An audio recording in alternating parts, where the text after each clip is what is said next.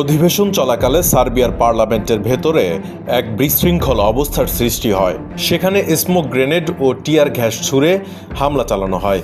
গতকাল মঙ্গলবার দেশটির পার্লামেন্টের ভেতরে বিরোধী দলের সদস্যরা ধোঁয়াটে গ্রেনেড ছুড়ে মারলে কমপক্ষে ৩ জন সার্বিয়ান এমপি আহত হন। সরকারের বিরুদ্ধে প্রতিবাদ জানাতে এবং শিক্ষার্থীদের সমর্থনে এমন হামলা চালান দেশটির বিরোধী দলীয় নেতারা। লাইভ টেলিভিশনে রাজনীতিবিদদের নিরাপত্তা বাহিনীর সঙ্গে সংঘর্ষে লিপ্ত হতে এবং ছাত্র বিক্ষোভকারীদের সমর্থনে কাঁদানে গ্যাস নিক্ষেপ করতে দেখা গেছে। সরকার বিরোধী আন্দোলনে গত ৪ মাস ধরে উত্তপ্ত সার্বিয়া। প্রধানমন্ত্রী মিলোস ভুসেভিচের পদত্যাগের দাবিতে বেশ কয়েকবার আন্দোলনে নামে দেশটির শিক্ষার্থী ও সাধারণ মানুষ।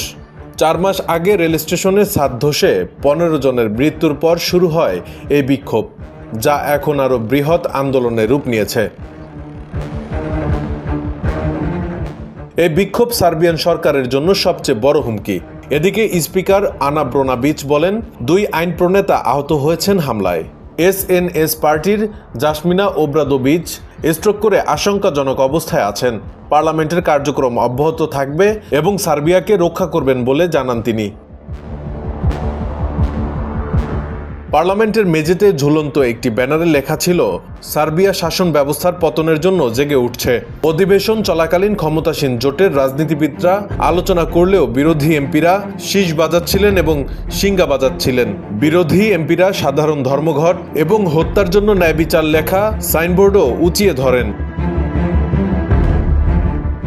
সিএনএনের প্রতিবেদনে বলা হয়েছে, সার্বিয়ান পার্লামেন্টে কর্মপরিকল্পনা উত্থাপন করে প্রোগ্রেসিভ পার্টির নেতৃত্বাধীন ক্ষমতাসীন জোট তা অনুমোদনও হয়। এরপরেই এতে ক্ষুব্ধ হয়ে ওঠে বিরোধী দলীয় জোট। কিছু বিরোধী রাজনীতিবিদ তাদের আসন ছেড়ে স্পিকারের দিকে দৌড়ে গিয়ে নিরাপত্তা বাহিনীর সঙ্গে হাতাহাতিতে জড়িয়ে পড়েন। তুমুল হট্টগোল শুরু হয় পার্লামেন্ট ভবনে। এক পর্যায়ে পার্লামেন্টের ভেতরে স্মোক গ্রেনেড ও টিয়ার গ্যাস নিক্ষেপ করেন বিরোধী দলের সদস্যরা, যার ফলে পার্লামেন্টের ভেতরে কালো ও গোলাপি ধোঁয়া দেখা যায়। ধস্তাধস্তিতে আহত হয় 2 সংসদ সদস্য। এর আগেও 1990 সালে বহুদলীয় গণতন্ত্রের যাত্রা শুরুর পর থেকেই মারামারি এবং পানি ছোড়ার ঘটনা ঘটেছে।